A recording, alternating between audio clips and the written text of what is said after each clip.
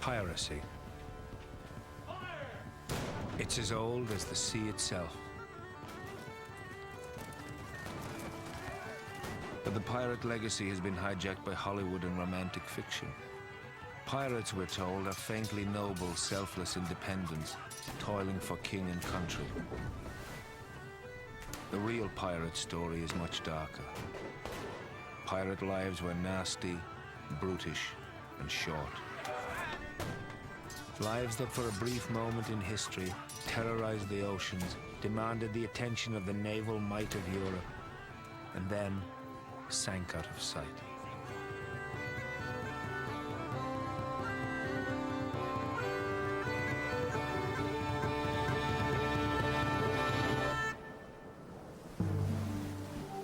Wherever there have been sea traders, there have been sea thieves.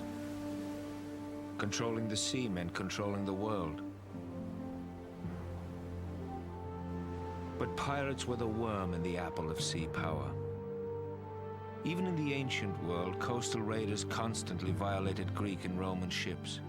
And wherever there were trade routes, pirates have always appeared to pick off weak and solitary ships on the vast and indefensible seas.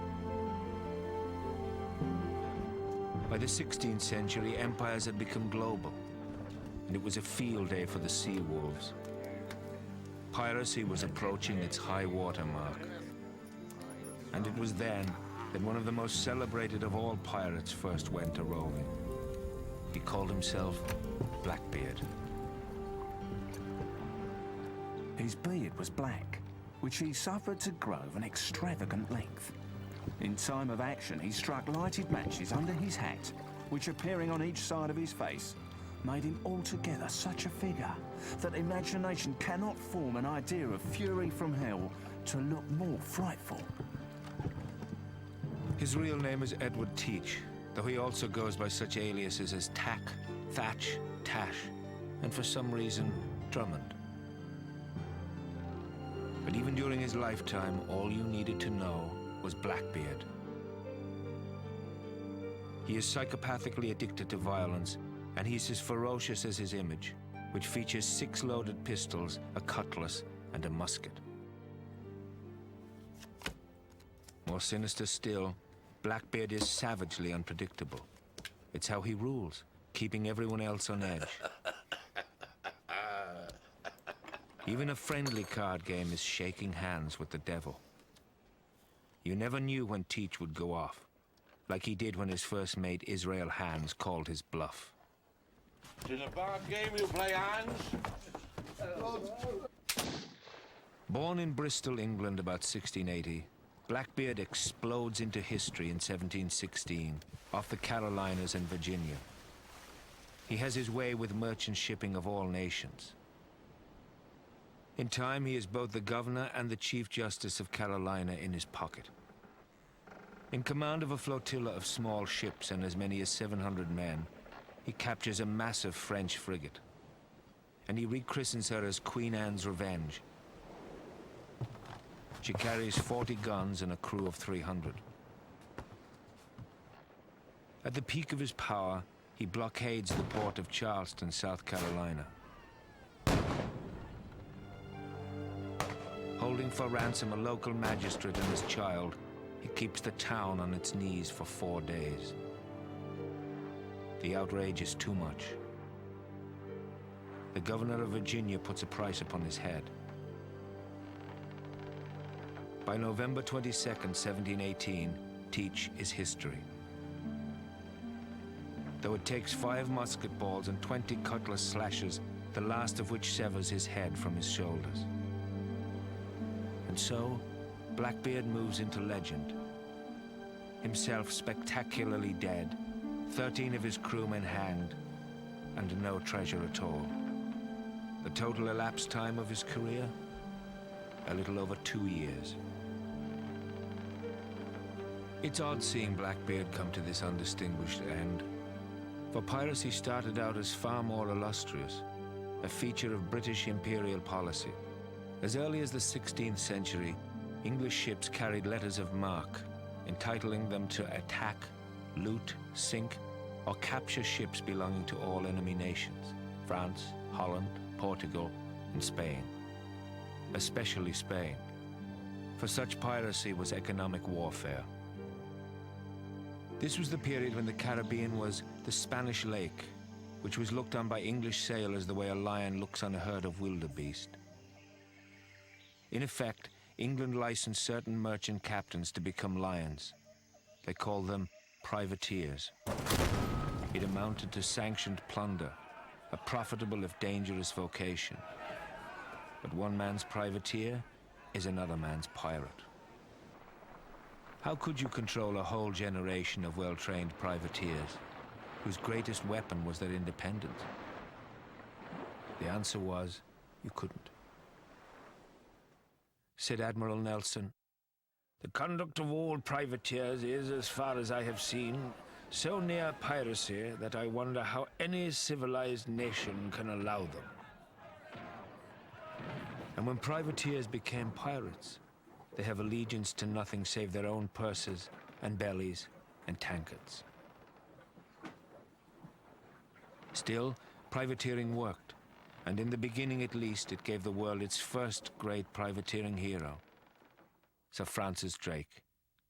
Sadly, he was also its last.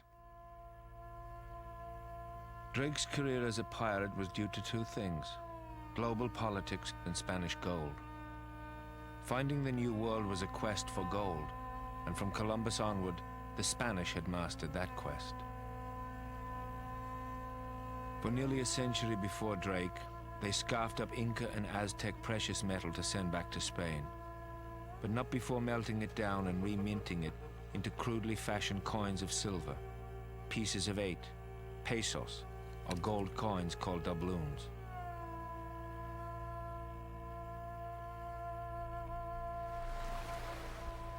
Many men made their careers jumping Spanish treasure ships on the long voyage home.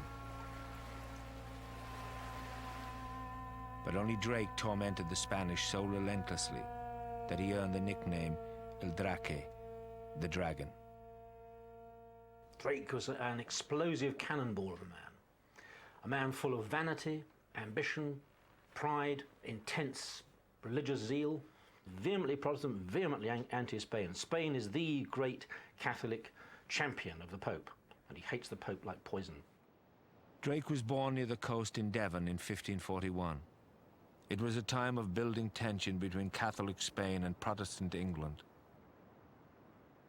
Within his lifetime, the greatest invasion threat to England ever, the 1588 Spanish Armada, would be defeated, by Drake among others, on England's doorstep. But for Queen Elizabeth, she saw in the unknown Drake a certain strategic promise. In 1577, she commissioned his flotilla of 5 ships to wage economic terror against her enemy.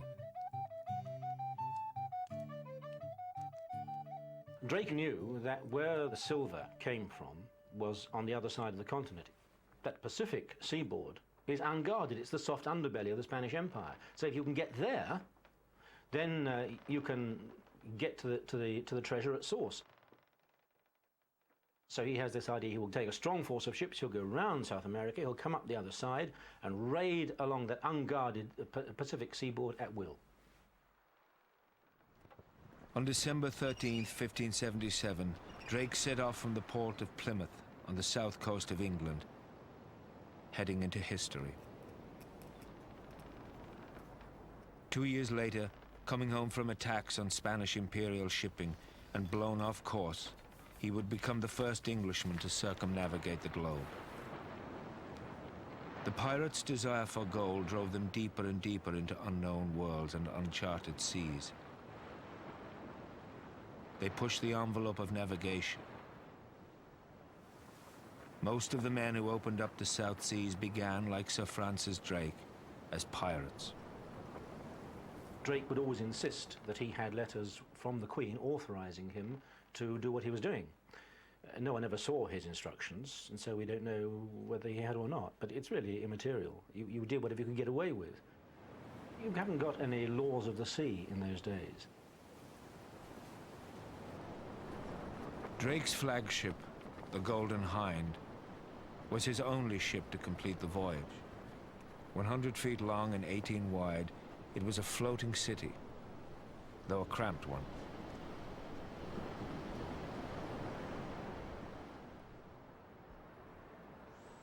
So here she is. She's a small ship, crammed with 184 plus men. But within this small space, social distinctions are going to be very clearly kept. And so Drake lives aft there in his own great cabin, because he is the representative of a queen. This is the crew's quarters. They don't go up there. They don't go up to the poop deck. Each man with his own chest lashed down to his favourite place, and that's where he will live, that's where he will sleep. In rough weather, he will move down below to the gun deck and sleep between the guns.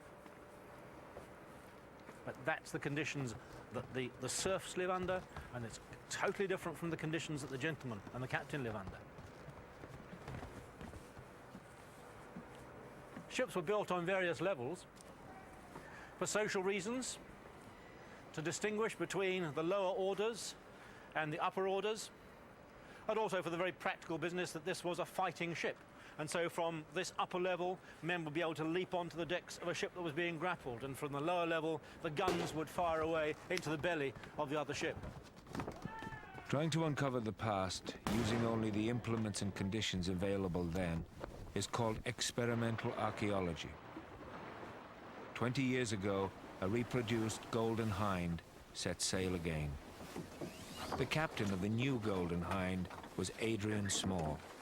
We found that he was a much better sea dog than we were.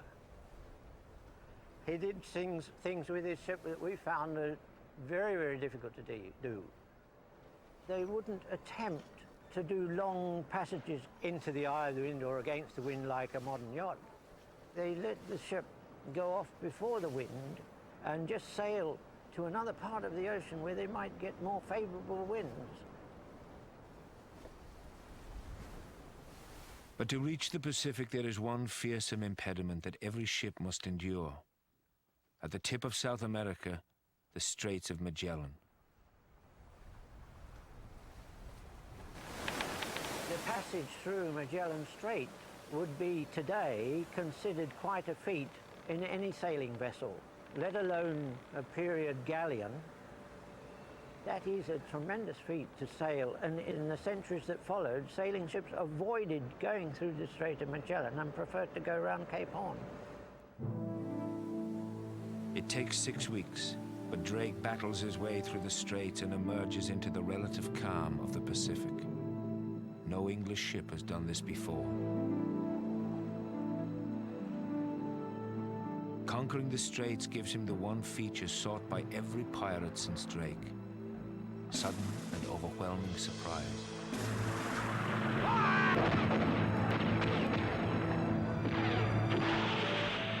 For weeks, he ravages the South American coast, falling upon one unsuspecting ship and town after another. And then, on March the 1st, 1579, Drake comes upon the fattest of Spanish treasure ships, the Cacafuego. Drake has heard about this ship, the Nuestra Señora de la Ascensión, which is working its way up to Panama, loaded with treasure from silver mines. She's also famed to be a very powerful ship. That's why she's nicknamed the Cacafuego, literally the ship fire. Cacafuego is a major warship and twice the size of the Golden Hind. Ordinarily, such an attack would be considered suicidal. And so here Drake uses the second trick in every pirate's kit: deceit.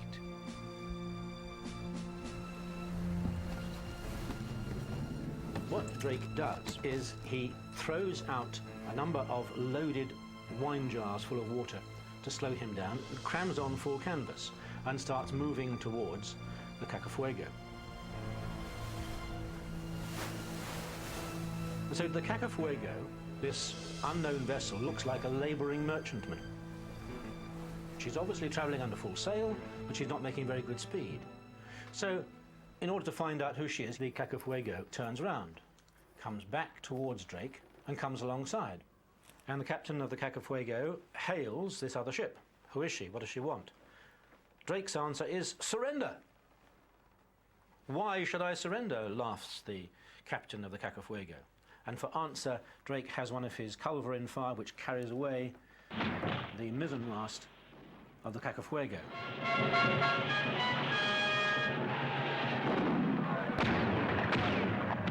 And while the captain is still wondering what the hell is going on, up from the decks of the Golden Hind appear all these armed men ready to swarm aboard, which they very quickly do. They grapple and get aboard. Cacafuego has no time to fire its guns, no time to arm its men.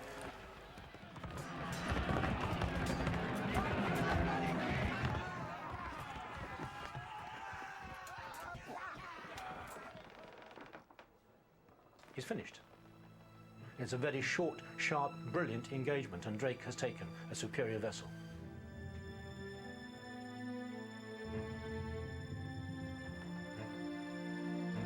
It takes 6 days to reload the Cacafuego's treasure aboard the Golden Hind. And during all that time, the defeated and humiliated Spanish captain is treated to a great feast in Drake's cabin. Drake also had an inferiority complex. He's a man on the make, he's a man determined to work his way up and to show that he is just as great as the great nobleman of the realm. And so he is going to surround himself with all the trappings of wealth and splendor. And so when he has the captain of the Cacafuego and his officers on board, he entertains them here in the great cabin. Musicians play in the background, and it's just as though he were a great nobleman holding court in the household of Queen Elizabeth. Worth about $20 million today, the Cacafuegos is among the richest prizes ever taken by pirating. On that treasure ship were 1,300 bars of silver and 14 chests of coin, plus an unspecified amount of private treasure belonging to various merchants. It was a huge amount of money. This was his major haul of the whole trip.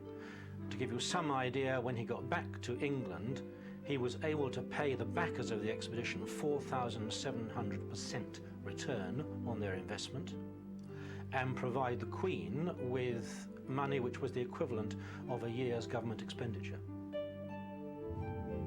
A lot of money. Drake himself kept £10,000 and was knighted by Queen Elizabeth in 1581. He would die in 1596, the victim of disease on another privateering venture in the Caribbean. His career set a very high standard for every pirate that would follow him down the ages. A standard that would never be achieved again. Prompted by Drake's success, hundreds of would-be privateers take up the trade. But a dearth of target ships renders their valor increasingly desperate. In time, they descend to the level of bloodthirsty opportunists. Terrorists, really, who constantly operate under false flags, who seldom blink at betrayal and treachery, and who routinely kill to eradicate witnesses. For all that, they seldom hit it big. The Spanish learned to hoard their treasure in highly defended ports along the Caribbean, the coast known as the Spanish Main. Even more depressing, they bring their gold home in great treasure fleets, a defensive tactic that is never cracked by pirates or privateers. People in England tried to make money out of privateering, but it's very difficult when you're 6 months sailing distance. They hoped they'd one day find a richly laden galleon floating towards them totally undefended, or a golden city in the jungle, but more often they actually found a small sloop trading hides or cocoa. These were desperate times on sea and land, and many were driven to theft. In London, every coach coming into the city from the south in 1 week was robbed. If robbery was that common in England, imagine how easy it must have seemed in the Caribbean. In any case, in the post-Drake world, the warm and protective Carib Sea had become a vast pirate's den. Most pirates were sailors who would jump ship or indentured servants who would run away from their contracts on sugar plantations. That is, they were felons, many facing capital punishment. Those first runaways gave us the term buccaneer, land-based raiders.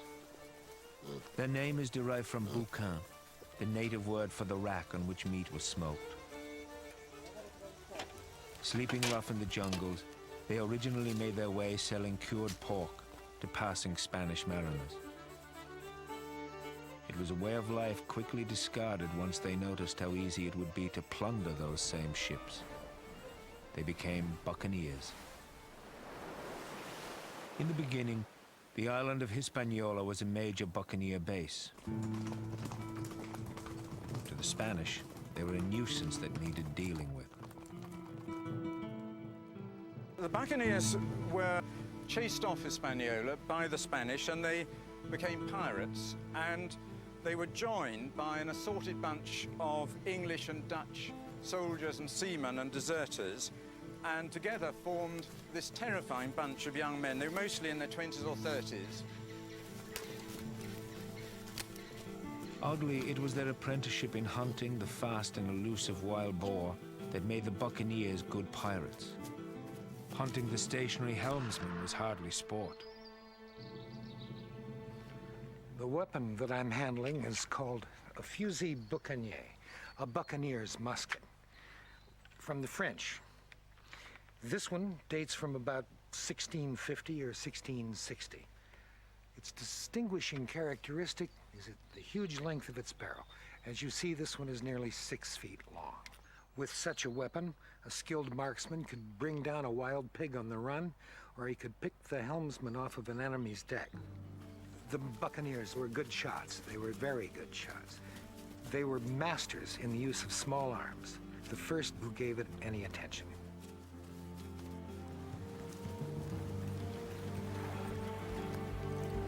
Surprise, deceit, and a dead hand at the wheel. Basic ingredients for crippling a ship.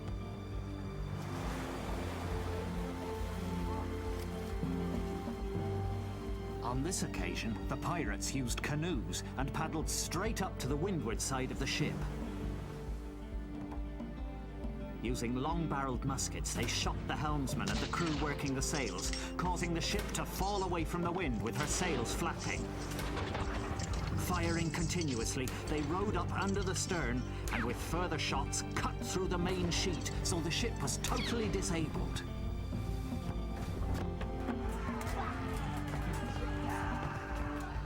Hiding in the jungles and making their way scavenging off the land, the buccaneers were inventing guerrilla warfare. They used whatever they had to hand, only recycled and retooled for aggression and violence. Armed to the teeth, excessively armed, he's got 2 flintlock pistols, he's got 2 cutlasses, and probably tucked away in a pocket somewhere, he's got a couple of hand grenades to throw on deck to cause maximum terror. And he's got here a jacket covered with pitch or tar, which gives some sort of protection from sword wounds, and you can see if you sort of saw into that, it provides some sort of protection. How does it actually feel in all that gear? Extremely uncomfortable, hot and heavy. They were battle-hardened terrorists, really. They weren't nice people. They were quite capable of using their weapons. They were extremely accurate shots. They would have been good at sword play. They would have been effective with cutlasses. They were a nasty and terrifying lot of people. The pistol was the boarding firearm of the pirate, good for one shot. Bang, and then, because it was a big heavy thing, you threw it at the enemy. As soon as your enemy is about 10 feet away from you, that was the preferred distance. But at that range, they were deadly effective.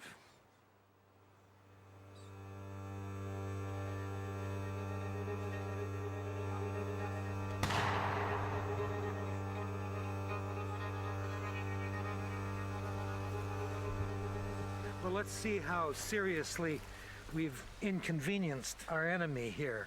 It's gone right in there, and it's come out right there. The problem, of course, was that it would carry a piece of your shirt, your coat, in with it, and although they might be able to dig the ball out, they would never get the fragments of garment, with the result that the wound would certainly fester. You'd probably die of gangrene if the bullet didn't kill you outright. There was no anaesthetic, there was no antiseptics. And from bitter experience, they knew that unless the limb was amputated, it would usually mortify, as they would call it, go gangrenous, get infected. And probably the only effective way of dealing with a severe injury of the limb was to amputate it. Poor seaman's brought down, let's say, with a compound fracture of his leg from a cannonball. We'd put him on the operating table. His mates would put a bit of leather between his teeth to stop him screaming too much. Another man to hold up the leg. Now I've got to try and stop the bleeding as much as possible. If I had anybody skilled, if I had a surgeon's mate, I'd get him to press on the femoral artery. That would reduce the bleeding considerably. Probably I wouldn't have anybody as skilled as that, so I'd put a tourniquet round the thigh to stop the bleeding. Very painful, but still effective. And then I'd have to fashion the skin flaps and cut through the muscle so that the skin flaps would flap back over the stump of the bone, like so. Having done that, I would make my skin incision using my amputation knife, as long and as sharp as I can get. Cut through the skin flaps, cut through the muscle, discard my knife, pick up my saw through the tibia and fibula, the two bones of below the knee. Whole thing should have taken 30 to 60 seconds, if I'm skillful. Pick up the main arteries with forceps, pull them down, tie them off with a piece of silk or a piece of thread. Put a dressing on, take off the tourniquet, end of procedure.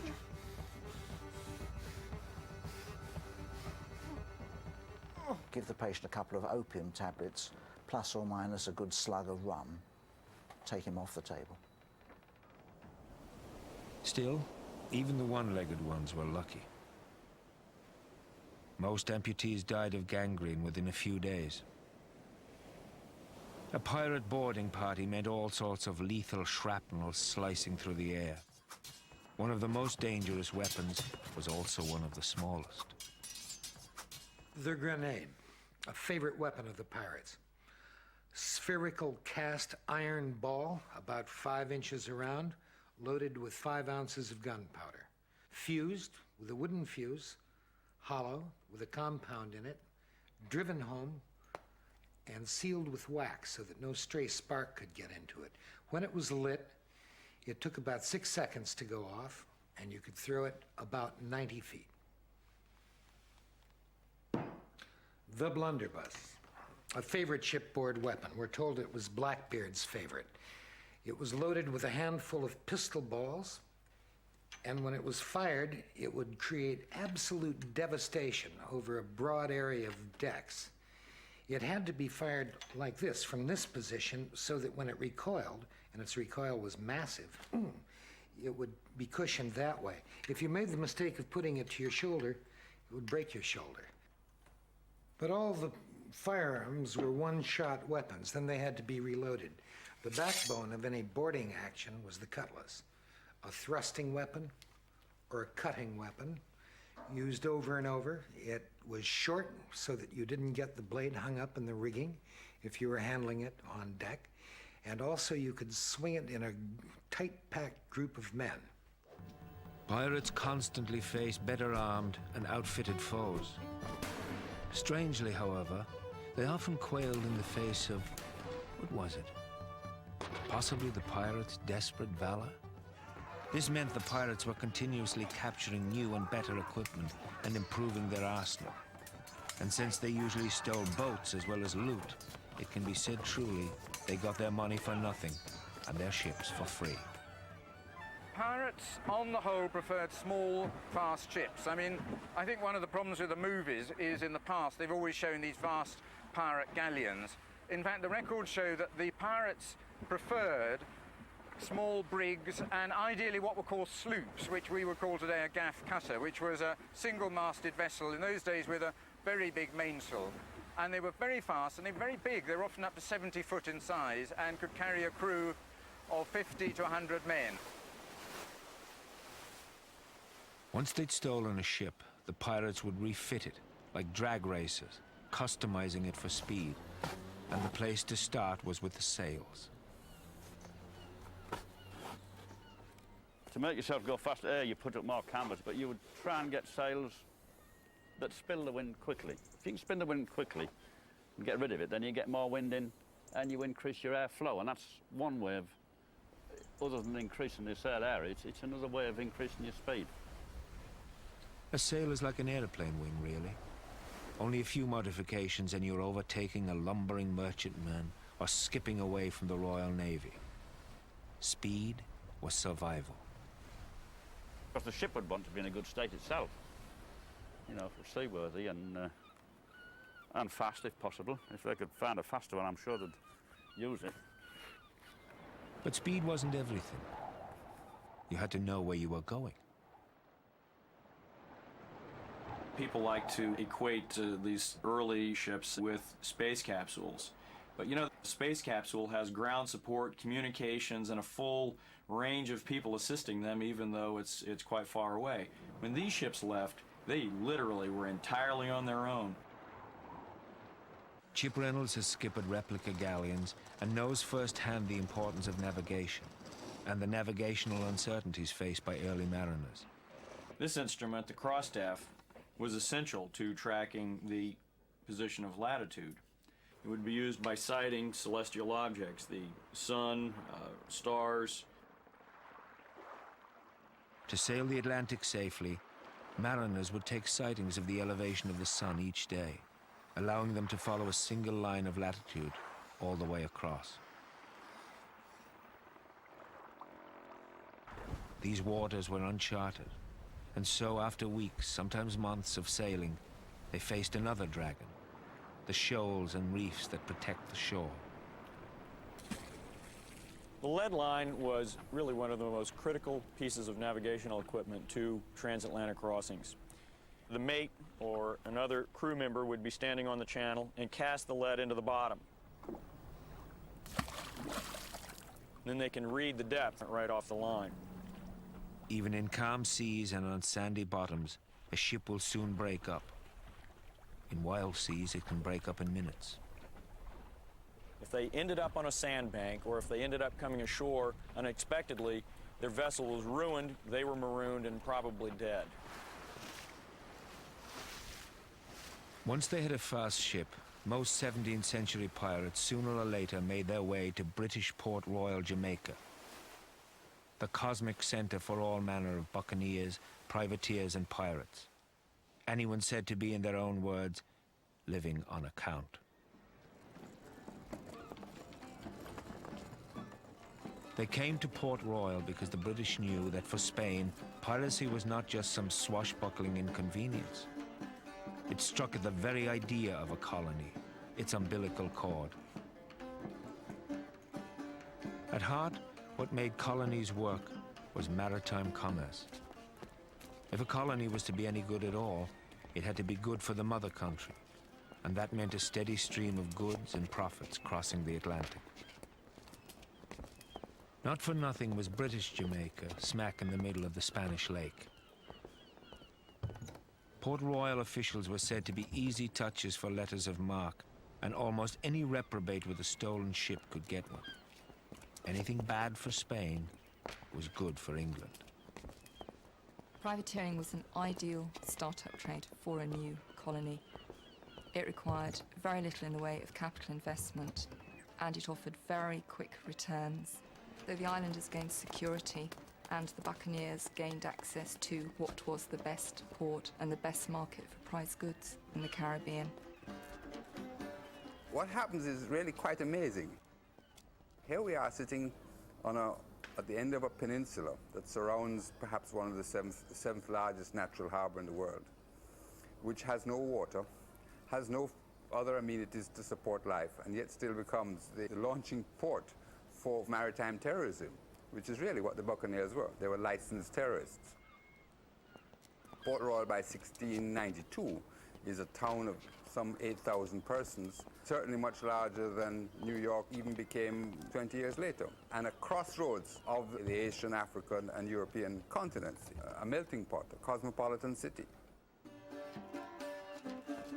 Port Royal became a year-round pirate carnival. They swarmed here by the thousands, captains looking for crews, crews looking for ships. A Port Royal rendezvous was at heart a great boozy blowout.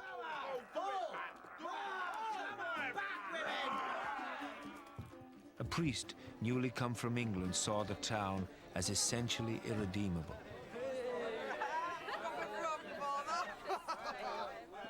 Since the majority of the population consists of pirates, cutthroats, whores, and some of the vilest persons in the whole world, I felt my presence there was of no permanent use.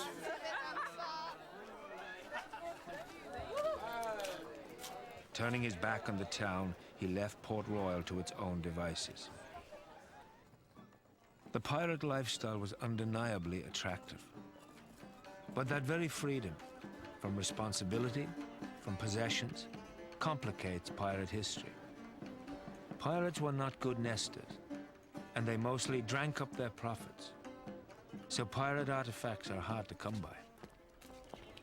But not at Port Royal. Here, nearly everything was touched by a pirate. Well, these are wine bottles, or onion bottles as they are called. The late 17th century, you find wine bottles all over the place in vast quantities. See, a lot of the wine was weak stuff, and they'd sooner drink the wine than drink the bad water. But imagine it would have been more healthy to drink the wine and the water. Of course, if you overdid it, that's another thing. Now we have some pewter tankards here.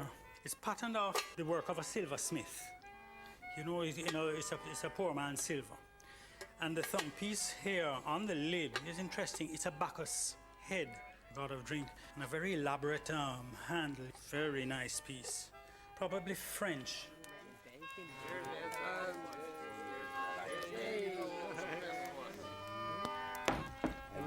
After the drinking comes the cure for the hangovers, the pharmaceutical bottles. This is a little collection here of drug bottles. And also they have to go with these things, the syringes, you see. And this is a nice big one. Don't ask me what the medicine was that went in it. They had all sorts of strange things that they took. Clay pipes, which we find by the thousands. Everybody smoked in those days. See, a pipe was very cheap. You go into a tavern, they give you a pipe bowl. You drop the pipe, you'll be a very delicate thing. I mean, you'll be talking and flourishing, brandishing your hand, snap goes the stem, you get another pipe. This one has been smoked. You can see where the tobacco has burnt it. You can easily match up the maker's names with the initials on the pipe. L.E. Llewellyn Evans. It's a Welsh pipe maker. The Welsh connection is strong. For Port Royal's foremost pirate was a Welshman who arrived here at the very beginning, 1655, when the English captured Jamaica from Spain. Just 19 years old, he arrives at a time when there's a need for young privateers to harry the Spanish. He is given a boat and set loose. He is called Henry Morgan. Henry Morgan was, in a way, the man that the buccaneers were all waiting for. One of his uncles was a major general. The other was a lieutenant colonel who actually became lieutenant governor of Jamaica. So he knew about military tactics. It was in his blood, as it were. Starting with a single tiny vessel carrying letters of marque against Spain, Captain Morgan joined numerous raids against Spanish Cuba and Central America. Though militarily successful, the raids were far less profitable than buccaneers had come to expect. They usually concentrated on attacking towns which lay outside the main treasure routes, which were much less well defended. Some towns had been plundered 3, 4, 5, 6 times in the 1660s, and clearly these people were running into diminishing returns. After a decade as a coastal raider, Morgan had designs on a prestige target, Panama City, the treasury of Spain's Pacific coast. The Spanish considered Panama safe because to get there, they knew raiders would have to round the tip of the continent. They were wrong. Panama was chosen for two reasons.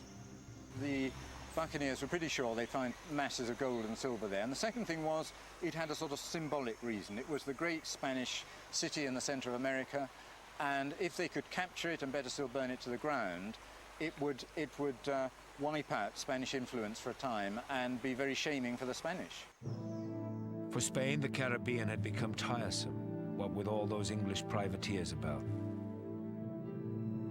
But the Pacific coast, that was protected by 80 miles of dank and tangled jungle. Only a madman would attempt that.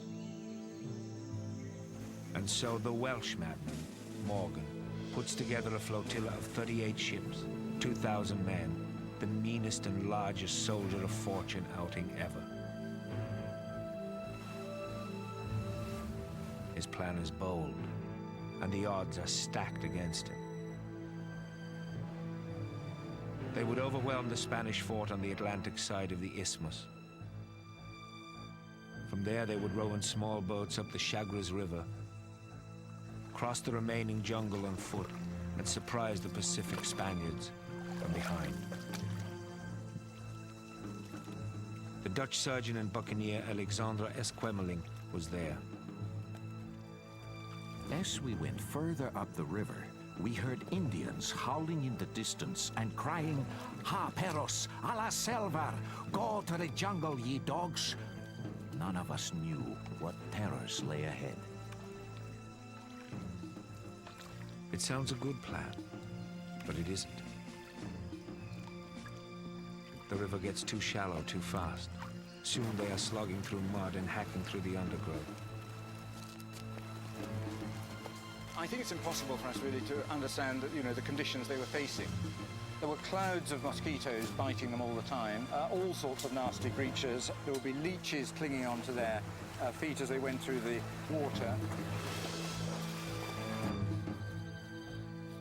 Not only that, stragglers are constantly being picked off by the Indians.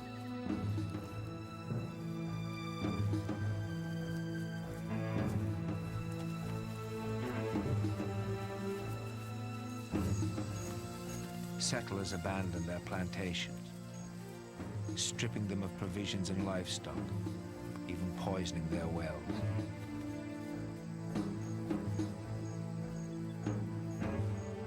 The invaders are facing starvation. Now Morgan has another idea. They would eat their own gloves, belts, and shoes.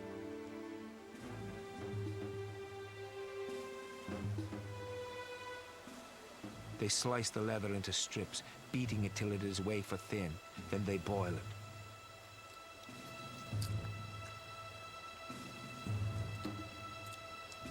The Dutchman Esquemeling is appalled.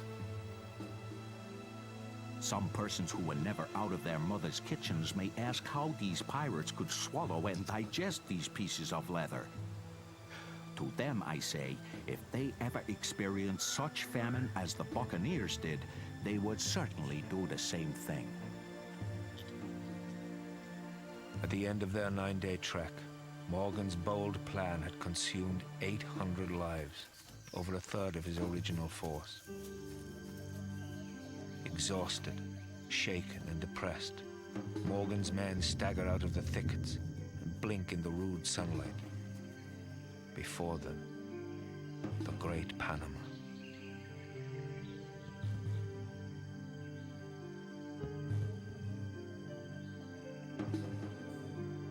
But the Spanish are waiting, 2,000 strong. Luckily for Morgan, only 300 of them are soldiers. The rest are farmers, civilians, and servants selected to fill out the ranks. For Morgan's part, he still has 4 squadrons of professional killers. Worse, he has a group of French marksmen who are deadly at long range.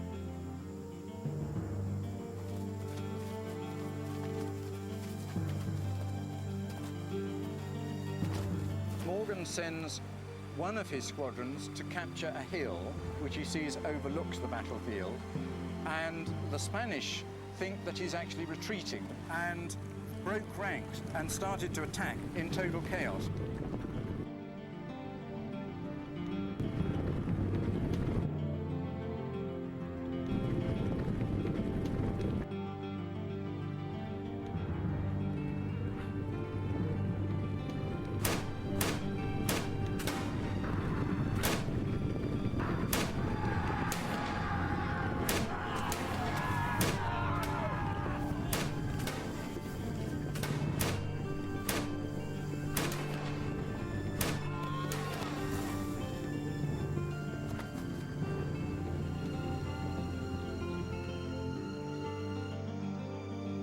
The Battle of Panama is over.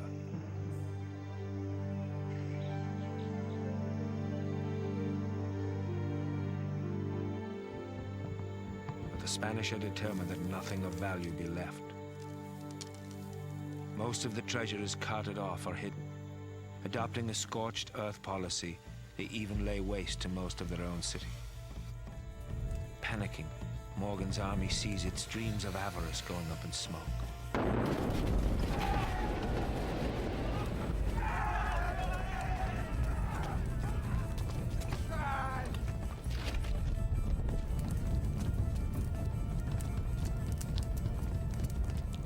For 4 weeks, Morgan's men torture their captives, trying to uncover as much gold as possible.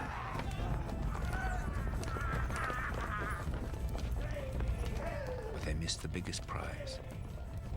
Just ahead of the invaders, a monk hides the cathedral's massive golden altar under a coat of whitewash. Still wet, the altar is overlooked.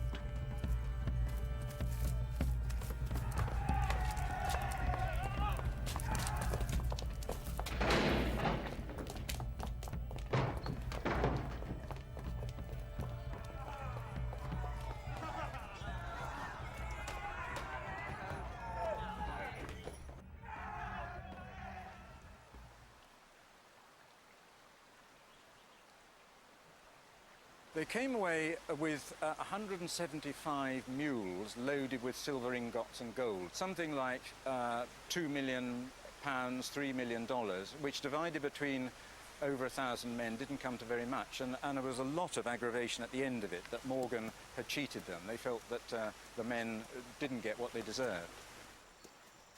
History is silent on just how much booty Morgan pocketed for himself. Is there ever honor among thieves? But this cache of silver from the Port Royal Church is rumored to descend from Morgan's audacious Panama raid.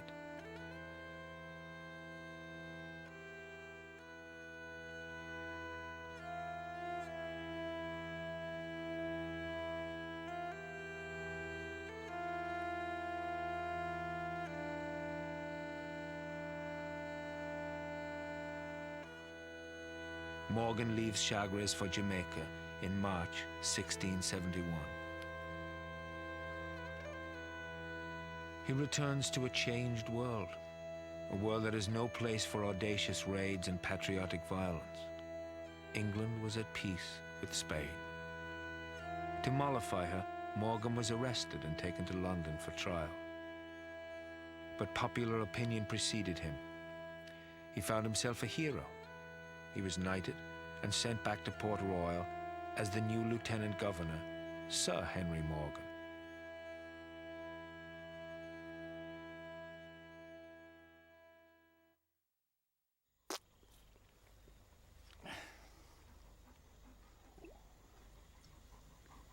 Trouble was, Morgan was now expected to suppress his old comrades, the men who made his career on the Spanish Main.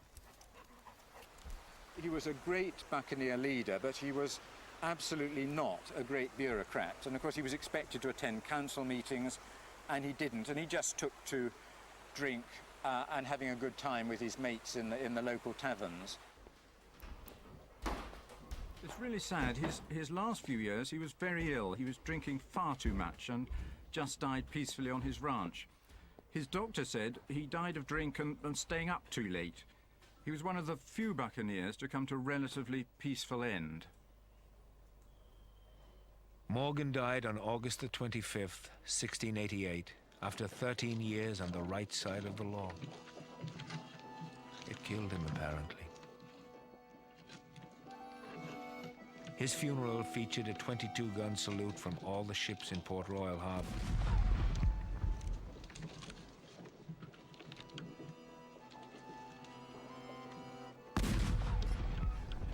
That fusillade was a mere taste of what the wickedest city on earth would face just 4 years later, on June 7th, 1692. Built on a sandy spit of land, it was rocked by an earthquake and tidal wave and slid into the sea.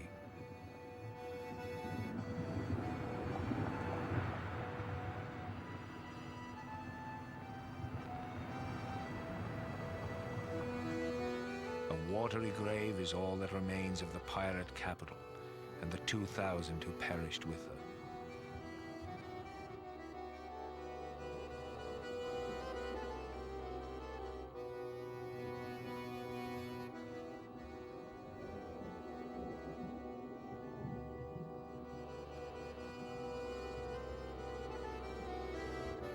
As Port Royal slipped under the waves, the golden age of piracy was reaching its peak. It's no wonder sea traders were called merchant venturers. You never knew for sure, what with storms, unreliable charts, or pirates, that your ship would ever come in. Pirates of the period 1680 to 1725 were at war with every country on the face of the earth. We estimate that there were between 5,000 and 10,000 individuals involved in piracy one way or another, under the command of 70 different captains. With no home port, pirates began to range far and wide. From the 1690s onward, no corner of the globe, no trade route was totally guaranteed.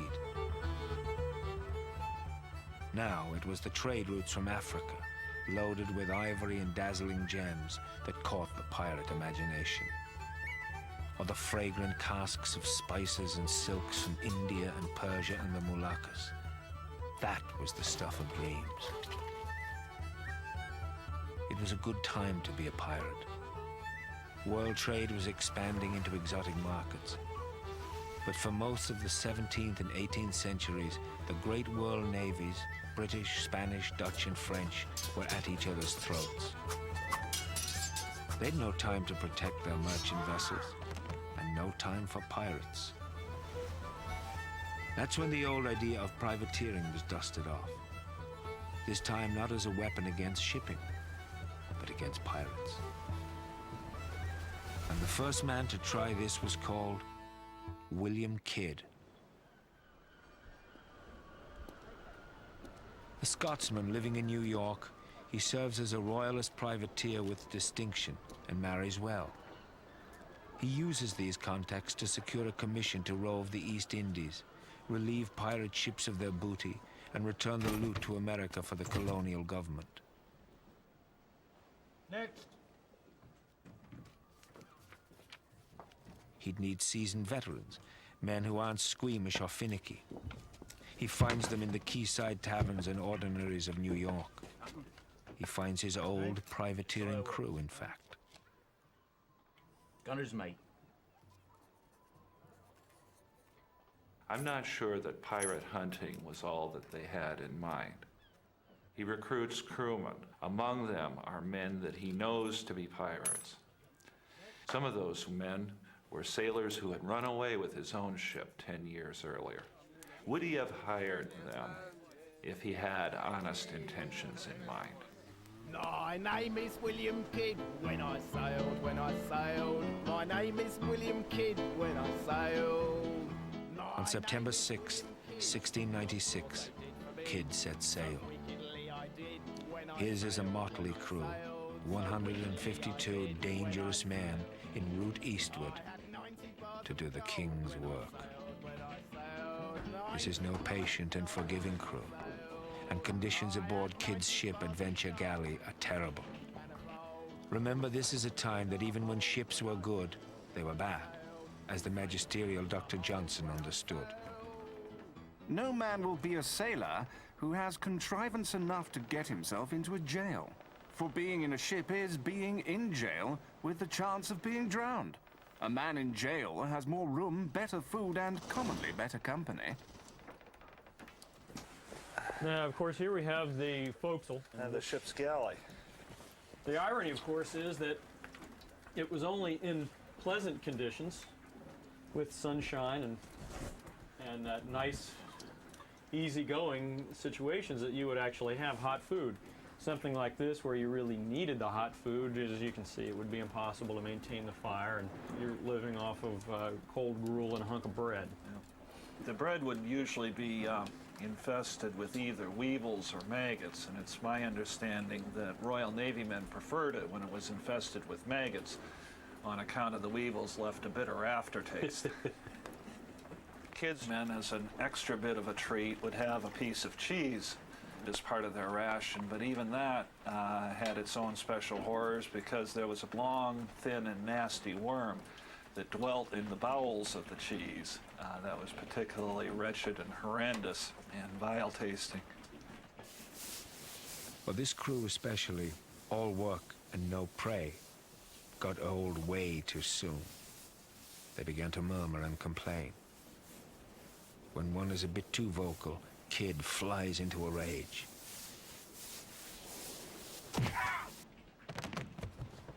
Next day, the man is buried at sea. He was a hard, driving, strong-willed captain. The kind of strong-willed captain that could easily cause a crew to mutiny.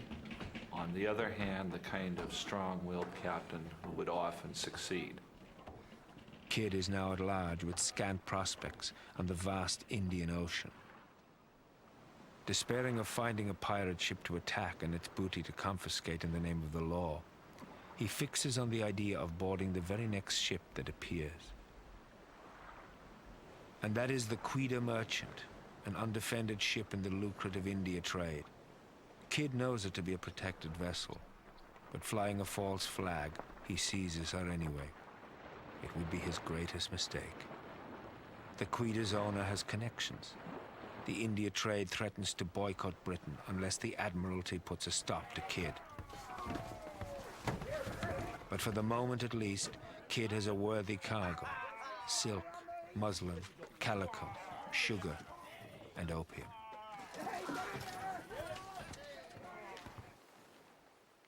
William Kidd, pirate hunter, had become Captain Kidd, pirate. At heart, the Kidd tale raises an enduring question about the real adversary of many pirates: the changing winds of British colonial and imperial policy. The government had put him in the role of ship stealer. Lacking legitimate ships to plunder, what else could he do? Off Madagascar, Kidd abandons his old ship in favor of the Quita, which he renames Adventure's Prize. By the time he returns to North America, London's East India Company and the Crown are calling for his head. Kidd's response is to propagate rumors that he buried treasure all over the world. In the South China Sea, in the Caribbean, and even in British North America. None is ever found.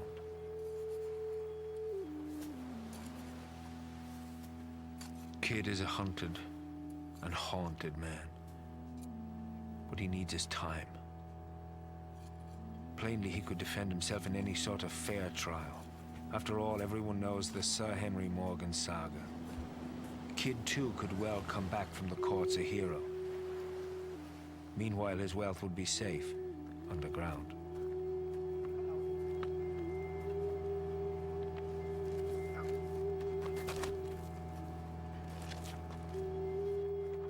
Kidd abandons his great ship at Hispaniola and sails a small sloop back to New York. At last, in 1699, he fetches up on Gardiner's Island off Long Island Sound. And it is here, some claim, that bits of the Kidd treasure still exist.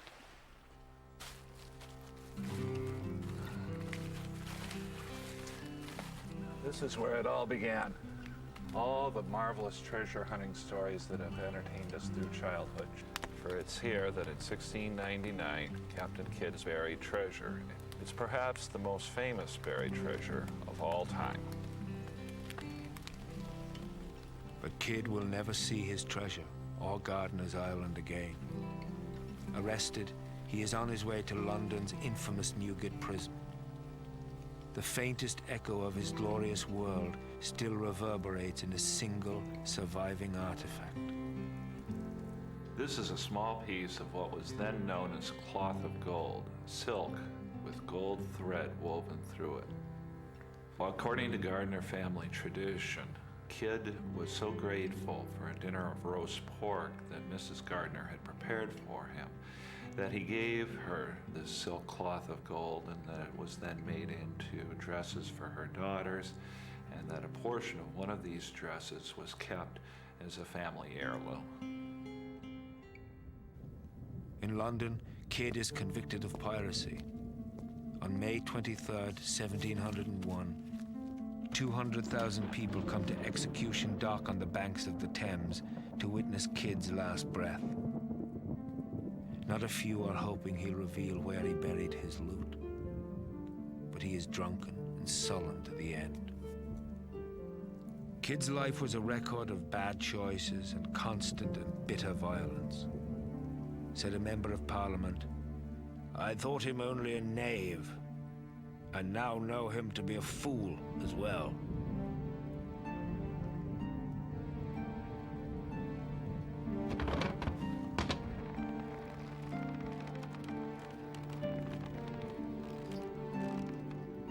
Many a felonious sailor had met his end in the gibbet, a sort of metal cage to hold a hangman's bones. The dangling man was meant as a warning to all incoming seamen. Kidd's bones guarded the entrance to the Thames for 4 years. Plainly, there were hazards in going on account as a pirate. But this was an age when you could swing for stealing a loaf of bread or a handkerchief. To many, there seemed little reason not to be a pirate. At least that kept you out of the clutches of the press gangs, thugs who roamed every harbor, brutally kidnapping crewmen for service in the Royal Navy. There was 850 men in this ship, and 60% were not on board a class of ship like this voluntarily. They were seconded, and it was legal to do that. They were pressed men, hence the press gangs. The ship's company would go ashore and take a quantity of people off the streets to bring them on board, and that's where they stayed. So there were 600 people on board not wanting to be here, and so in order to get them to do what you wanted them to do, you had to have a strict discipline regime, and there was. For an example, if you had a situation where you had theft on board, then the perpetrator would have probably run the gauntlet. Running the gauntlet would have been, you have 50% of the ship's company on one side of the ship, 50% of it on the other side in a row, and the perpetrator would have been invited or ordered or actually, at the end of a bayonet, would be tasked to go from one end to the other through these row of people. Each person was given a rope's end, and as the poor man went through, he was then whacked across the back or the legs or the head or wherever until he got to the other end. And they all felt empowered, and the bloke really felt as if he deserved what he got, because everybody felt better, except for the perpetrator, of course. Flogging was the great enforcer on the high seas, by way of the cat-o'-nine-tails.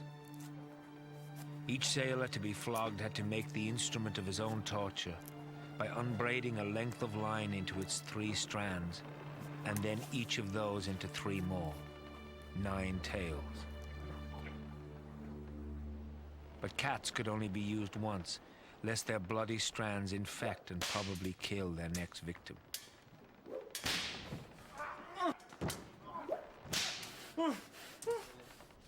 Everybody knew exactly where your boundaries were. And if you crossed those boundaries, then you'd be punished if you were found out. And that actually was a very good, strict way of controlling 60% of the ship's company that didn't want to be here. So they knew where their boundaries were, rather like children. There was only one defense: jumping ship to become a pirate. Thousands of Royal Navy and merchant seamen made this choice. One gang, for example, that was composed not only of Englishmen, Irishmen, Scots, and Welsh, but there were also Frenchmen, Dutchmen, Swedes, North Germans, Belgians, colonials of all different ancestries, Native Americans from 2 separate tribes, and some 50 persons of African heritage, either former slaves, runaway slaves, or freemen. There were many negotiable and lucrative commodities trading on the seas. In the 17th and 18th centuries, humans were among those goods. So slavers were valuable ships to intercept. Most slaves were sold on, but some could join the pirate crew. For a black man who was captured by pirates meant that he had a unique opportunity. Because on board pirate vessels, blacks were treated as equals.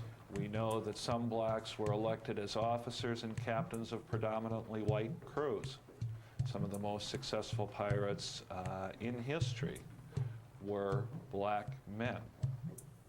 And it's a terrible irony that during the early 18th century, perhaps the most powerful place for a black man in the Western world was the deck of a pirate ship. Oddly, because a pirate crew was the haunt of cutthroats and villains, a sort of truce settled over shipboard life, centered around an informal pact. Peace, pistols and cutlass, clean and fit for service. Some pirate voyages started with each man signing such a contract. No striking one another on board, but every man's quarrels to be ended on shore at sword and pistol. Every man has a vote in the affairs of the moment. We're dealing with the first democracy in some sense. Every man to be called fairly in turn by list on board of prizes, meaning everybody gets a proper share. The lights and candles to be put out at 8 o'clock at night. No striking one another on board. If you had a beef, you took your squabble ashore. No man to talk of breaking up their way of living, till each had shared 1,000 pounds. Here at last was a real floating republic, every man having a say in his destiny. And when they came to choose a destination, many opted for the Caribbean. The Caribbean was an ideal hunting ground for the pirates. In the first place, the weather was a damn sight better than the North Sea or the North Atlantic, and pirates like good weather. But the main thing was it was on major trade routes. Ships coming from Africa across to America all went through the Caribbean. And for a pirate on the run, and of course they were always on the run from the authorities, it provided literally thousands of hiding places. Nassau on the island of New Providence in the Bahamas had become the new pirate base. Here they came between rovings to rest and parcel out their ill-gotten gains. Sooner or later, every vicious pirate passed through this harbor. So far, their ranks had been filled by a certain predictable class: the poor, the outsider, the social and political misfit, the maltreated sailor. But there was another disaffected and powerless group to draw from as well: women.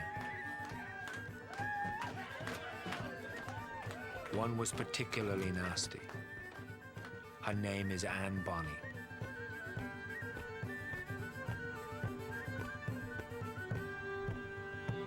Anne Bonny was the illegitimate daughter of a solicitor.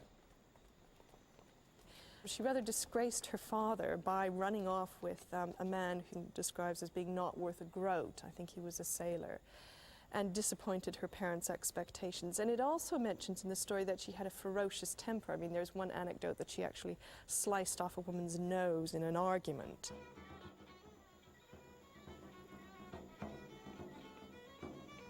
In New Providence, Anne abandons her bland sailor husband in favor of a racy pirate called Calico Jack Rackham.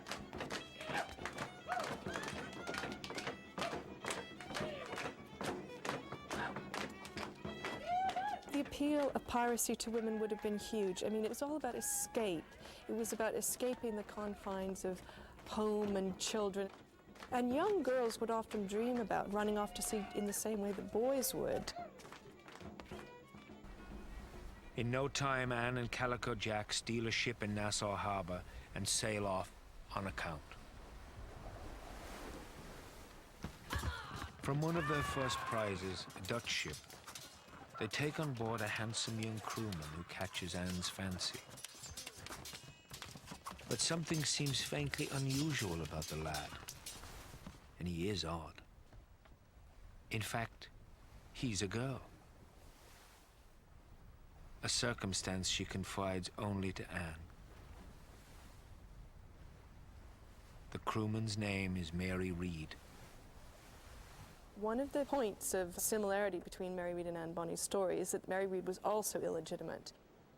She, however, was raised as a boy from birth because her brother had died. Her brother, who was legitimate, had died, and her mother was sort of passing Mary off as her brother to her mother-in-law in order to get some sort of family income and support.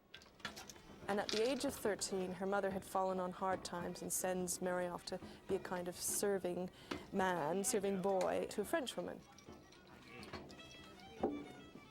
Fed up with the circumscribed life allowed to 18th century women, Mary Read ran away to the War of Spanish Succession, dashing as a cavalryman through Flanders.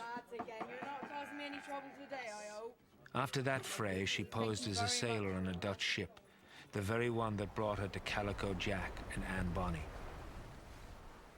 The question is, how did she manage to conceal herself from her crewmates for so long? Nikki Alford has been sailing tall ships for 10 years. I think disguise would have been very difficult. I guess they could have cut their hair short, worn loose clothing. Mostly it's your hands and your feet get very rough and worn. Everyone runs barefoot everywhere, and it's all rope. And your hands, of course, from pulling on ropes, it's like a friction burn. And you get very hard calluses on the palms of your hands and on your fingers. That's about the most change, apart from, of course, big upper body muscles. Everyday life would have been quite hard, the actual personal side of it, like going to the toilets. You'd possibly get away with it at night by creeping up forward onto what were the heads, is the cat heads. They're big wooden pieces of timber where the anchors are hung, and hung yourself off there like the rest of the men. Just go at night rather than in the day. At sea, Bonny and Read are beyond the reach of society's conventions. They could be as nonconformist and as fierce, as unladylike as they pleased. Off the coast of Jamaica, all three are captured, with only the women putting up much resistance. The men are drunk. Later, Anne scorned Jack Rackham. "If you had fought like a man," she said, "you need not have been hanged like a dog." They were as fierce as any of the male pirates that you can imagine. When they were finally trapped by a British frigate and their ship was being overwhelmed, their crew fled below decks, leaving only the women on deck, fighting like demons.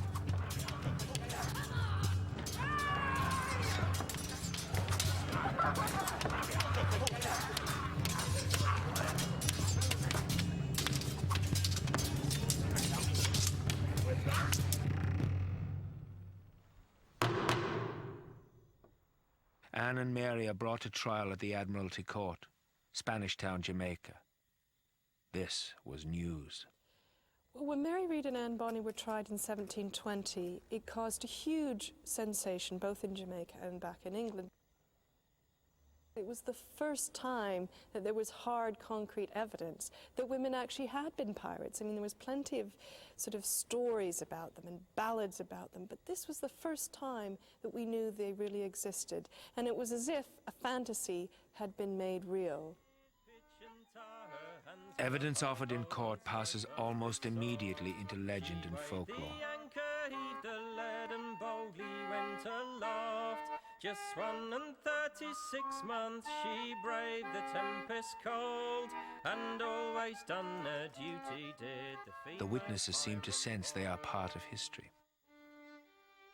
Both of the women were very profligate, cursing and swearing much. They did not seem to be kept or detained by force. The two women wore men's trousers. Each of them had a machete and a pistol and cursed and swore at the men to murder me. I knew they were women by the largeness of their breasts. Neither Anne nor Mary testify in their defense. Why? Because they have a trump card. They can plead their bellies. They were tried, they were sentenced to hang, but they couldn't hang the ladies because they were both pregnant. And under English common law, that was something that you couldn't do. And so they escaped the hangman's noose. Mary Read had her infant, and they both died of fever in the tropics in Jamaica. Anne Bonny, no one knows what happened to her, but she didn't hang. Actually, sworn testimony at pirate trials is a surprisingly sharp-focused source of information. It shows quite clearly, for instance, just how pirates managed their attacks. And as the age of piracy progressed, pirate tactics got refined and improved. But their methods are still there, part of the public legal record. In the Caribbean, there was a standard method of attack. The pirate ship would see a ship on the horizon, it would come closer and it would shadow that ship for quite a while, working out how many men there were on board, whether it was well armed, whether it was worth attacking.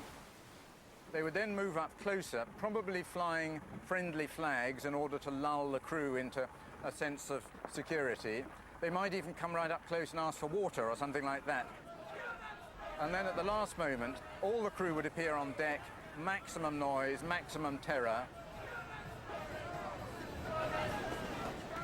Most merchant ships in the Caribbean had tiny crews with perhaps a few token cannon. A pirate ship was loaded with men. Even quite small pirate ships had crews of 50, 60, very often 200 or 300 men. It was a totally unequal battle. Intimidation was a very real weapon, and the pirate ensign was meant to make the blood run cold. Bones, skeletons, skulls, crossed femurs, sometimes a bony hand. They were all symbols of death, death being what the victim could expect if he didn't surrender pronto. The earliest pirate flag was a plain red field. The Joli Rouge, the French called it, meaning the pretty red. The English called it the bloody flag. It was in use until about 1700, at which point it was replaced by the black flag. The black flag. This one, the classic skull and crossbones, used by several pirates in the early 1700s, but all pirates made their own flag with their own variations.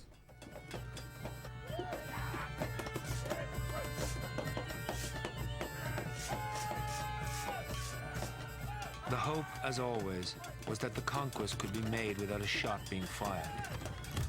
But if not,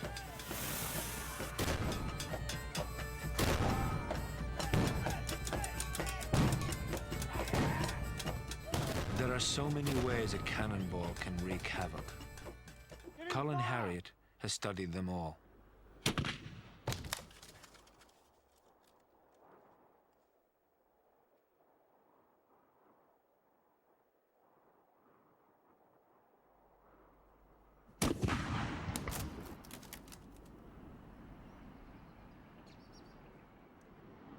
Well, as you can see, the cannonball hasn't come right the way through the wall of wood. It's stuck in there, but it has pushed out these great big jagged splinters which are just about to detach themselves. And that's only with a 6-pound arm ball.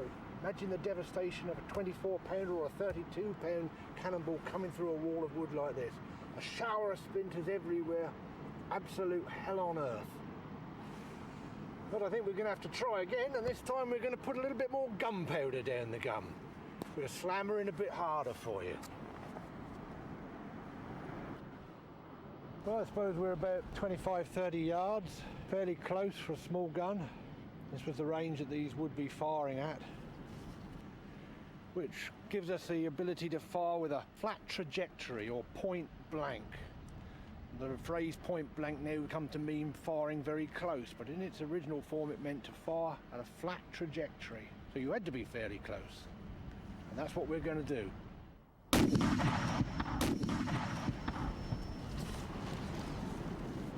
Yes. Now that's more like it. These are the splinters I've been telling you about. Imagine those flying everywhere. Look at the point on them. Jagged, horrible. Kill anything.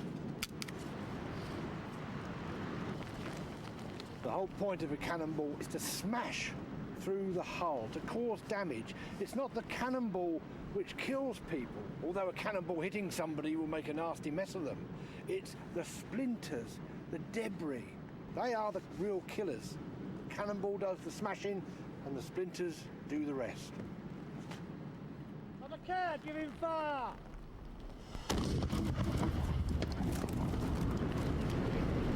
Pirates knew the score. They were always facing dangerous weather. It's why there are so many peg legs in pirate history and in pirate fiction, like Long John Silver. Still, that must have seemed a small price to pay for the possibility, at least, of vast riches. Many were willing to take the gamble, with one interesting and surprising hedge on that bet.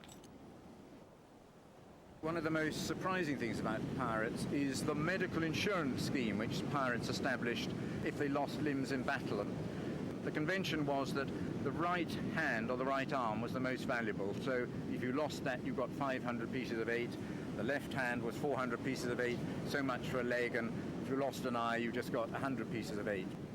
It says a lot for the way they determined their rule in a very undemocratic age. It's notions like that that give pirate history its schizophrenic character. Were they brave and noble, or just bloody and bloody-minded?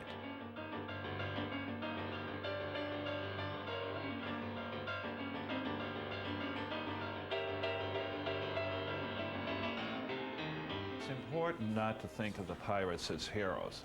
They shouldn't be. They were hard, brutal, and vicious men.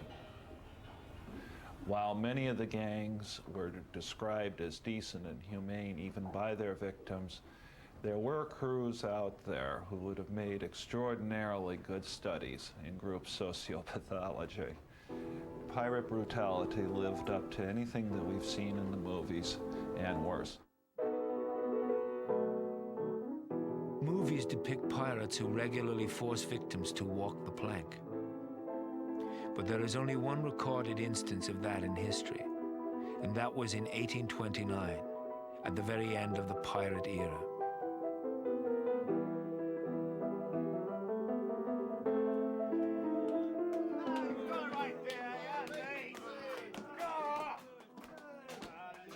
Still, there were many other ways of getting hostages to talk. All of them torture.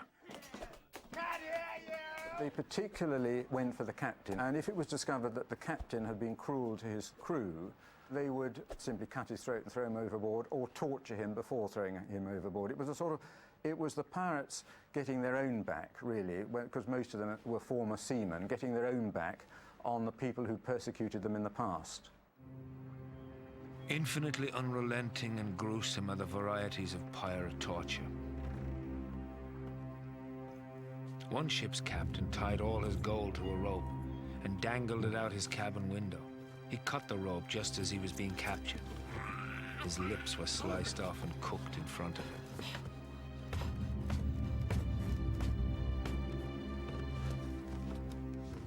Another pirate would eviscerate his captors, forcing them to dance away from their unraveling guts.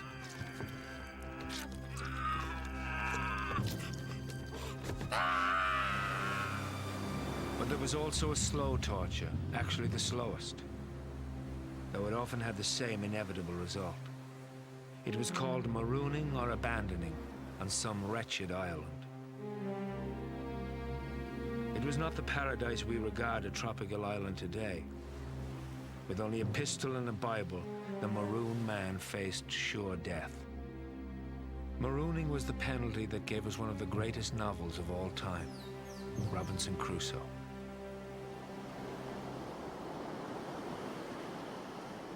Robinson Crusoe was certainly the most famous of all castaways, but Daniel Defoe based him on a real character who was Alexander Selkirk. He was a Scottish pirate who was on a privateering expedition. He had an argument with his ship's captain, who left him on the island of Juan Fernandez. He was left with a certain amount of gear.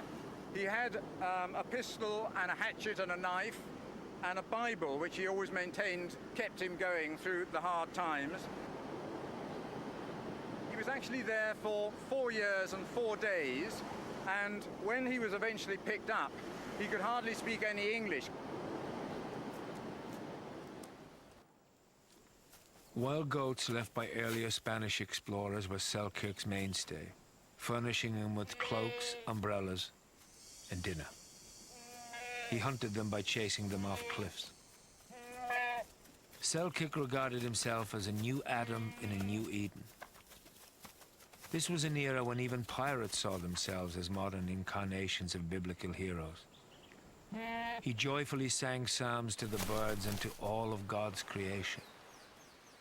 Tinge of guilt here. Like Defoe's Robinson Crusoe, Selkirk considered himself a far better Christian maroon than he ever was at home in England. In 1709, Captain Woodes Rogers picked up Selkirk and brought him home. Rogers himself was a former privateer who in time became governor of the Bahamas, ruling there between 1718 and 1732. Rogers was selected because he was used to pirate ways and pirate perfidy. It was under his rule that Bonny, Reed, and Rackham came to their ends. But the one who got away from Rogers was Blackbeard. Actually, for the Blackbeard story, it's not so much the life that recommends him to posterity. It's the death. Nothing became him so much as his end. That was the one legends are made of. After his ill-advised blockade of Charleston, Edward Teach knew he'd gone too far. Soon as he could, Blackbeard made for the coves and inlets that riddle Carolina's outer banks.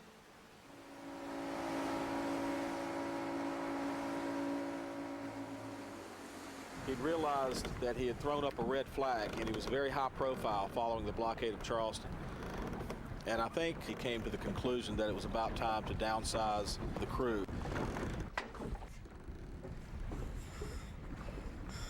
So when they came up here to Beaufort Inlet, he ran the Queen Anne's Revenge aground out here on the bar.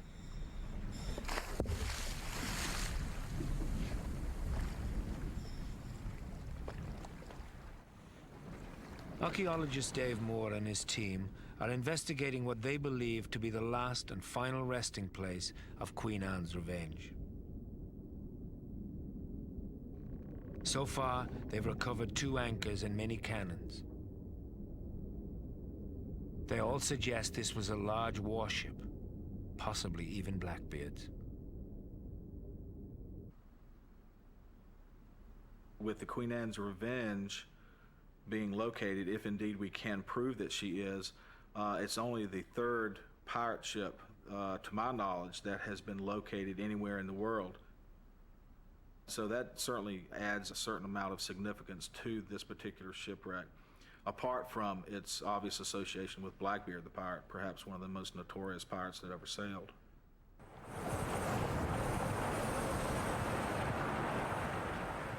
Blackbeard consigned his great ship to the deep in November of 1718.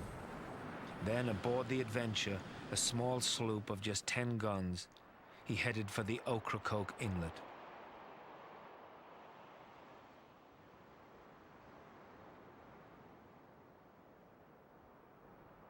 The trees over here is what they call Springer's Point. This is where Blackbeard had his hideout. There's still an old well back in there from the Blackbeard days. They had this huge pirate party here on Ocracoke, and supposedly it was the largest gathering of pirates in North America. And there was talk of fortifying Ocracoke as a pirate haven, making it into a fort. On the 18th of November, Lieutenant Robert Maynard, in command of the sloops Ranger and Jane, set out from the Chesapeake to deal with Blackbeard. Maynard knew what he was up against. But if he could bring down this malefactor, Maynard's place in history would be assured. But did he have the firepower? Did he have the guts? At night on November 21st, Maynard got the first view of his quarry. A pirate party was in full swing, but Blackbeard was alone and feared the worst.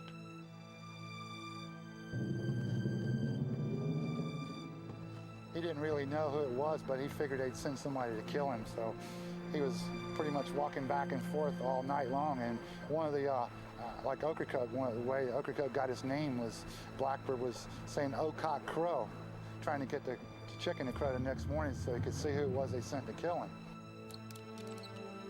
Morning revealed it wasn't the Royal Navy at all, but merely 2 minor sloops. Blackbeard laughed. What he didn't realize was that the sloops had been specifically selected for chasing Blackbeard through the shallow waters he knew so well. Robert Maynard, they had to come up, attack against the wind back and forth because the channel's very narrow. And they said Blackbeard had secret channels where only he knew about it, and he would trick the ships into running aground. At first, things seemed to be going Blackbeard's way. Ranger approaches his ship and receives a withering broadside.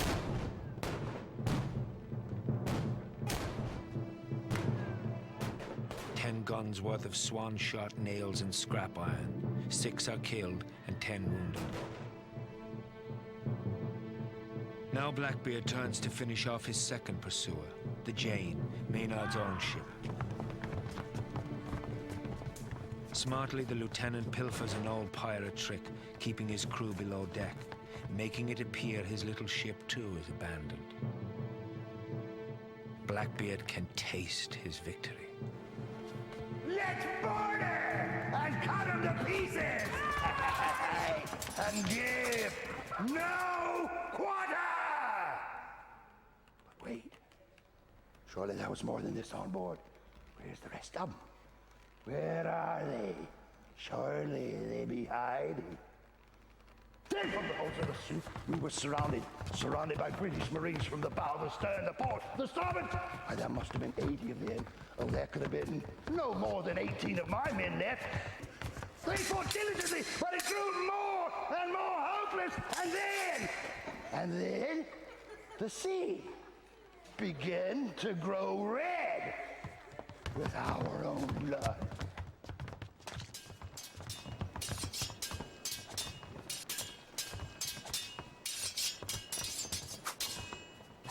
Lieutenant Robert Maynard of the Royal English Navy turns towards me, he does. I stare at him, he stares at me. And then his cowardly head swordsman snatches the side of me neck. I felt the bitter burn as blood started to trickle down my chest.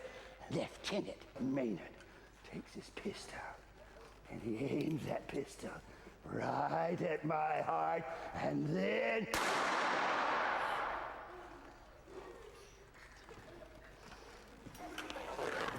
my my face splattered against the splintered boards. Then I heard the command, off with his head! Seaman Chapman Gurley takes his finely honed sword and quickly, but oh so carefully he does cut Blackbeard's head from Blackbeard's body.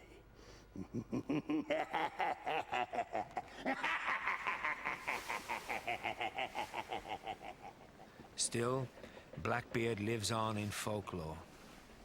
Even in these enlightened times, his headless body is often reported swimming round Ocracoke Inlet. It's so common a sight, these murky waters are also known as Teach's Hole. As the 18th century wears on, pirating declines, chiefly because more and more Royal Naval might can be devoted to pirates. Hard to imagine a pirate ship surviving an attack from a British ship of the line. This ship was a gun platform. She was only designed to go from A to B and to protect the sea lanes. Any pirate that came within about a mile against this ship, 140 guns coming your way, I think perhaps you might want to turn turtle and get out quickly. I certainly would. After the first half of the 18th century, pirating has seen its day. England has made peace with Spain, and the licensing of privateers, which created generations of social and nautical misfits, is now coming to a close. In a way, pirates had only themselves to blame for their sudden end. Their violence, their greed, brought the wrath of the world down on them. And no pirate story illustrates this more than that of Bart Roberts. Bartholomew Roberts was the most alarming and terrifying and the most successful of all the pirates. He was not the most famous. Blackbeard is much more famous. He had a good sort of propaganda machine. But Bartholomew Roberts is reputed to have attacked 400 ships in his lifetime. And I've read numerous accounts by the governors of islands. I've read captains' logbooks, and there's no doubt that he had an amazing record of attacking ships. He appears to have been a rather stern, disciplined man, fairly good looking. He was dark and saturnine. He was also extremely savage in his treatment of ships that he attacked. Cut people's ears and noses off, and on one occasion he nailed some seamen to the mast as an example. So a very terrifying character. Appropriately, Roberts became a pirate after his own ship was stolen in 1719.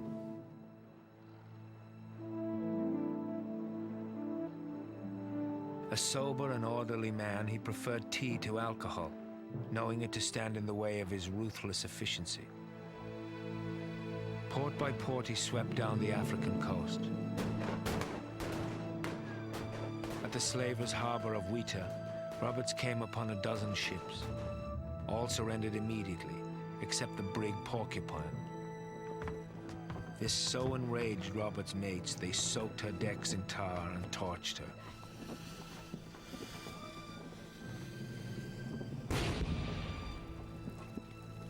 Trouble was, the ship had 80 slaves in its hold.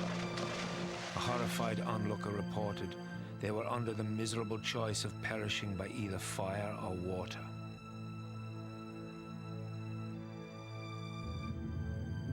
But it was a new world, under new rules. The Empire was about to strike back. The Royal Navy caught up with Roberts off Cape Lopez in the Gulf of Guinea on February the 10th, 1722. Roberts was trapped. While his crew drank themselves legless, Bart Roberts dressed in his finest. Crimson waistcoat and breeches, feathered hat, sash with pistols.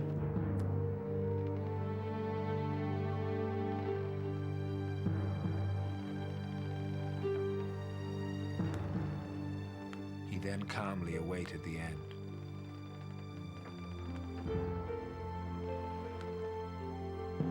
The most amazing thing is that the whole battle took place in a full gale off the coast of Africa.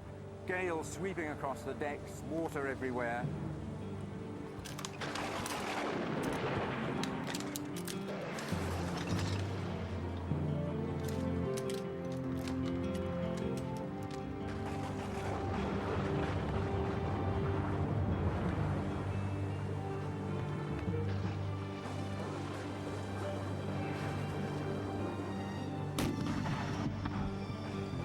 As the unequal battle raged, a blast of grape shot tore away Roberts's throat.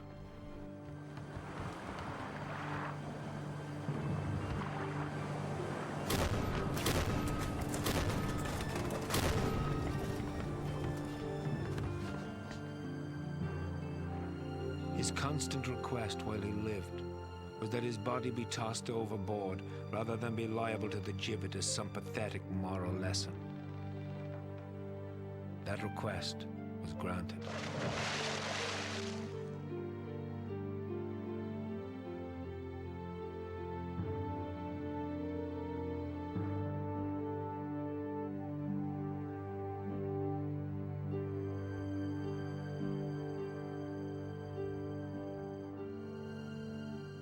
The final battle of Bartholomew Roberts, the most ferocious of the pirates, was the end of an era.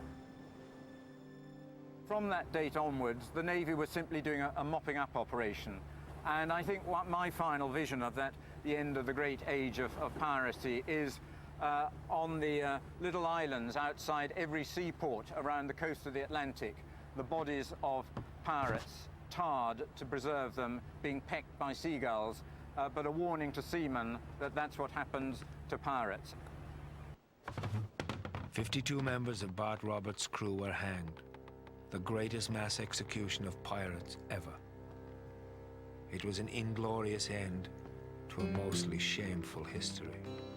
There had been high points of freedom, of utopia, of seafaring equality, but most were mere dreams, mainly dreams of avarice. Their victims' ends tell a far more accurate and instructive tale. Ironically, the pirates that we are most familiar with, men like Captain Kidd, Blackbeard, Bart Roberts, were in essence losers. The successful pirates were the men who were able to operate in the shadows year after year after year. The ones that were able to make their fortunes, and finally, at the end of all that, dying peaceably in bed. Buccaneering, pirating, privateering, and all manner of roving had mostly run out of grog. In the end, it's as if we, the future, have been marooned with only the lines from Robert Louis Stevenson's Treasure Island to comfort us.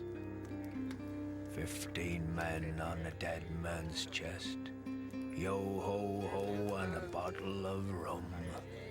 Drink that the devil had done for the rest. Yo-ho-ho and a bottle of rum. How nice it would be if that were all there was to the pirate story.